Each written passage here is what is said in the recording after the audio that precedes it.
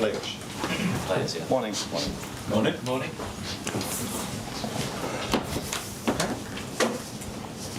Ready? Okay. Could have been a trophy better, but Yeah. Arne, I asked you about centre halves last week, and it seems that you might be able to bring two in. First of all, Giovanni Leone, what can you tell us? that the club have agreed a deal, but he hasn't signed for us yet. So the moment when he signs for us, I can go into more detail. And the other one is, of course, the answer you always get from me. Are you able to talk about that a little bit more broadly, though, and say what expectation you have of possibly getting hold of Mark Kane? No. No, because he's not our player, and unfortunately he was the captain of the team where we lost against last Sunday. So no, if you want to have any talks about him, you should go to Palace, to Glasner, and ask him his opinion about him. Well, obviously the focus is on the start of your title defence now. So how ready do you feel you and the squad are now going into the start of the season? As ready as we can be. So I think I've emphasised last week on the fact that we've lost 3 or 4 starters, and unfortunately Ryan Gravenberg was not able to play last week and is not able to play this week. So that means that if you exclude the goalkeeper from the 10 outfield positions, 5 were different than the main starters we had last season. And if you then look the quality we bring on the ball, I'm very happy with that. Without the ball, it's 8 out of 10 times, also very good. But the aim at this club is not 8 out of 10 times, it's 10 out of 10 times, and that is the fine-tuning we still need to find defensively. And that went in pre-season one time better than the other one. Up against Bilbao, I was really pleased with our defensive performance, because we didn't give away any chance at all, I think, out of open play. But we did concede 2 set pieces. Against Palace, we conceded the main chances we conceded were when we lost the ball ourselves. So it's been ups and downs, where the downs were not so low, but I think there is the main part for us still to improve, which is normal.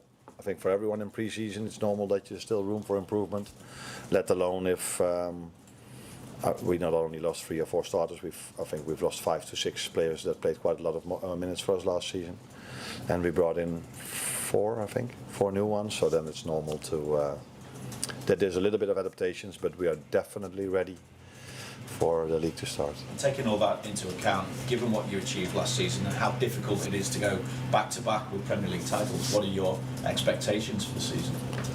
Yeah, but the reason why that is so difficult lays mainly in the fact that there are so many competitors that can also win the league over here. So to win it once is already very special, let alone if you can win it twice in 3, 4, 5 years, or as we did twice in 5 years, and City did even better than us in the last few years.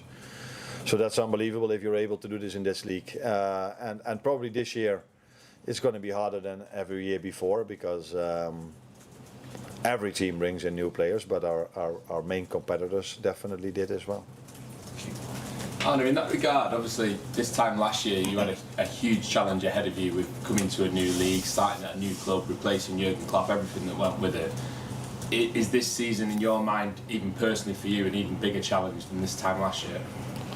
No, you forget to mention that you take over a team and you only have 2 weeks to prepare, because there was a Euros and a Copa America. I think every season has its own challenges. So last season it were the challenges you were just talking about. This season the challenge is that we've lost many starters, and we tried to bring in, or not try, we've brought in very good and talented players again as well. And the challenge is always not only yourself but also the teams you face. Now we're starting with Bournemouth, which was last season probably the most intense team in the league. And I mean in terms of running, and also in the playing style, but that goes hand in hand. And then afterwards is Newcastle and Arsenal, so that sums up this league, I think, and the challenge we have. What do you expect from Bournemouth on Friday? What I just said, intense, They made it really difficult for us last season. We beat them 3-0, where you feel like, what is he talking about difficult? But if you look at the game, they had the first big chance of the game. They scored a goal, which was fractionally offside. And then we 3 times, I wouldn't say counter-attacked them, but we were very fast in moving the ball from back to forward. And all of a sudden at halftime we were 3-0 up. And then I thought, which I always thought when I was playing a manager in Holland, this is going to be 4-5, 6-0. But the mentality Bournemouth showed in the second half, they just kept on going. And that's the mentality they had throughout the whole season afterwards as well. So they also lost some players. They also brought in good new ones, as they've shown in the last few years, that they can always bring in good new players. So, and away it was even more difficult for us. So, very good team, good manager, and a challenge for us on Friday. But looking forward to it, because play an evening game at Anfield is something everyone is looking forward to, I think. Hi there, Arne. Your defensive record last season was absolutely incredible. In the pre-season so far, I know you haven't been particularly happy with some elements of it. How do you resolve those issues when you're looking for that defensive solidity in front of your back four, when you're going to be without again the best defensive midfielder in the country? Yeah, and don't forget we missed out McAllister as well, the last part of last season, and he hardly wasn't able to play in our pre-season. Only now recently he's played a few games, played a few minutes. But it's not that I'm not happy about certain parts. I'm telling you just a second ago that the standard here is 10 out of 10. So it's not 1 or 2 things we don't do well. No, in general we do all well, but well is not good enough. And there we have to go one step up in certain aspects, not in all aspects, in certain aspects. And then there's also something like I said, against Bilbao, we were really good defensively, but conceded 2 set pieces. And the games before, we also had mixed teams.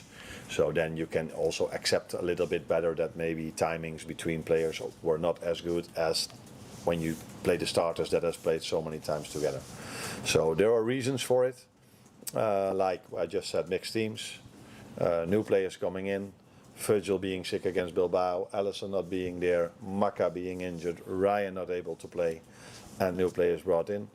But all of this is definitely not an excuse when we start the league Friday, because we will 100% be ready on Friday.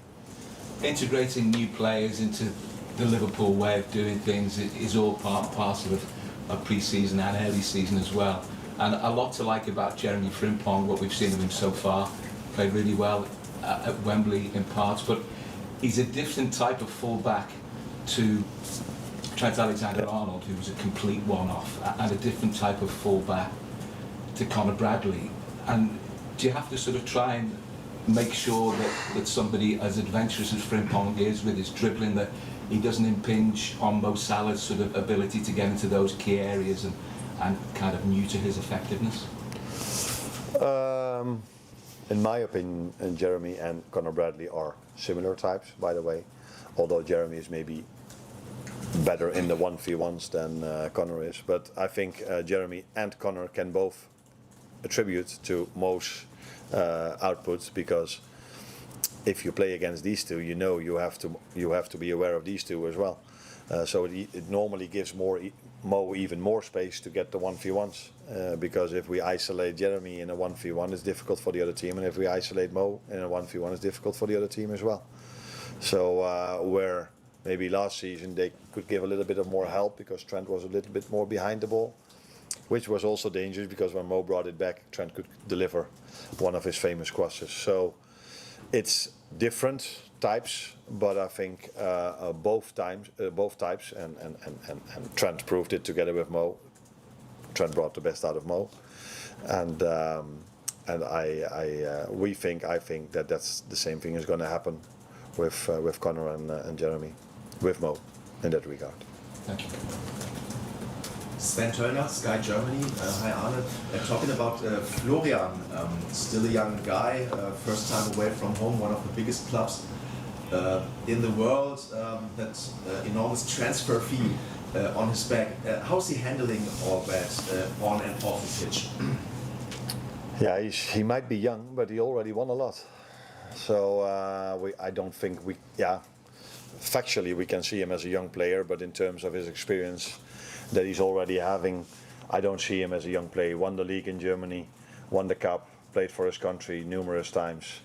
And apart from that, his mentality is maybe his biggest strength, and that says a lot, because if you see him play, you're like, are you serious? Because he's so creative, but how mentally strong he is, and he doesn't get distracted at all by a transfer fee or anything else. So I think good players always find a way to play well in good teams, and he is a good player and he plays in a good team. He doesn't need any help of yours? Yeah, he does, like all the others. But we have a very good player care department, so I'm not looking for houses together with him or these kind of things. But on the pitch and on the training ground and in videos, he needs help for him to understand the way we want to play. That's not 180 degrees different than Xabi Alonso. The system is different, but we want to be intense. Xabi Alonso wanted to be intense. He liked to dominate the position. Xabi would try to bring him in positions we want to try to bring him in. So a lot of things are the same for him. But it's true, he has to adjust to England, to the league, to the intensity, and to his new teammates as well. But I think if you saw the games, his adjustment went quite well, better than even expected, and we already expected a lot. Carl? You mentioned Grunberg earlier. He was on your regular fixture last season, playing such an important role. You didn't have him last week, you've not got him this week, and you just have a certain set of skills that maybe other players in the team don't have. So how you missed him last week in defensive parts of the game? How do you sort of compensate for that and not being here this week as well? I think last Sunday the chances we conceded were mainly because 3 times we lost the ball very simple in our midfield and they could counter-attack us.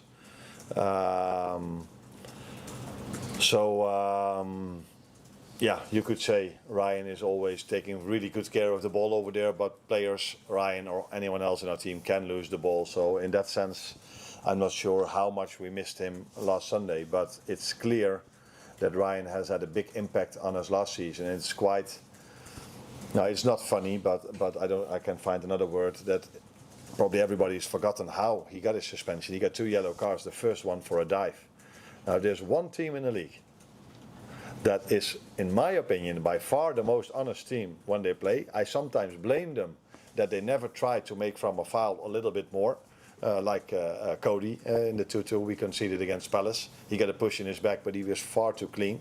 So if there's any one team in the league that is very clean and never dives and never time delays and all these kind of things, then it's us. And we have a suspension now for a player diving where he got his first yellow card for.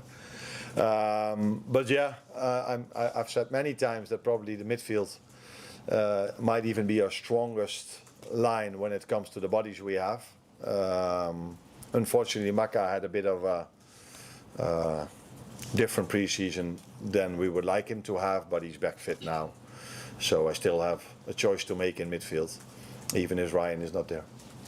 On that point then, do you think your team needs to be a bit more streetwise, especially this season as defending champions, in terms of how you approach the game? Say you're a bit too honest, but do they need to sort of be a bit more streetwise? No, I think, yeah, maybe for me to use the right words in English, you can never be too honest, but it's clear that I saw this week Fenerbahce Feyenoord, and I saw a lot of moments where players were really smart and these kind of things. Should we use them, yes or no? I'm not too sure. For me, the best game last season that I've been part of was Paris Saint-Germain against us, especially our home game. I like that a little bit more than the away game, by the way. But that was also so high intensity because both teams were just there to play and not to try to pretend that if a fall was more or time delaying or whatever. So I'm also proud of the fact of who we are, and we won the league last season by the team we were. So let us just stay who we are. But sometimes I think it was a great moment also in the game against Palace, and that is, if I talk to the referee, I do talk about that as well, to the fourth official. Florian, they hold him clearly on the midfield, but he was so fair that he didn't fall over. And the referee said, yeah, if you don't fall, I'm not going to give you a free kick. Which is a little bit weird. And a fraction later, they fell down in a moment which wasn't even a foul, and the referee feels, oh, he fell down, so it probably is a foul. So unless we had much more ball possession than Palace, but we made 13 fouls and they made 5 fouls. And that tells you also something about who we are. And I'm not saying Palace is different than us. That not be the headline. But that we are a very fair team. I think that's clear, and maybe that's also the reason why we won the league. So why change something if things went well? Last one, Mo, please. Hi Arne, you've spoken about the midfield and the changes there over the pre-season without McAllister and obviously Florian coming in. That's seen Dom Szoboszlai come a little bit deeper. We saw a little bit of that towards the end of last season at Brighton. How do you feel like he's adapted to this role? What things do you like? What things do you think he still needs to work on? I think he can play both roles really good, and he has his quality in both roles and things he can improve in both roles. So I think what stands out with Dominic is the way he can press. So I don't think there are many midfielders in the world that you can find that are better in the intensity he can press with. But if he's at 10, I think the improvement he can make is playing in between the lines, finding the balls over there and getting not the end product in goals, but more the through balls. And if he's playing behind the ball, I think that's not new for him, but he hasn't played there a lot last season. So sometimes, yeah, you need to adjust to your teammates and in your positioning. But I think he's had a really good pre-season. He didn't play his best game against Palace, but for the rest, he had a very good pre-season. I imagine he must have been one of the players in the squad most pleased to see Joe Gomez come back as well, because it means he's less likely to be a backup right back for this next game. Is Joe ready to be in the squad for Friday? I don't think if one has to do with the other. I'm not sure about that. But Joe, I have to make a decision on that. I think he only trained twice now, missed quite a lot in pre-season. But if you looked at our bench against Palace, I think there were 3 players that were 18 years old or younger. If Ben Doak is or is Ben 19 already? 19. Okay, so 19, 20 years or younger. So there is a possibility that Joe might be on the bench, but I have to look at the numbers and who we're going to take. Thank you, guys. Cheers, Arne. You're welcome.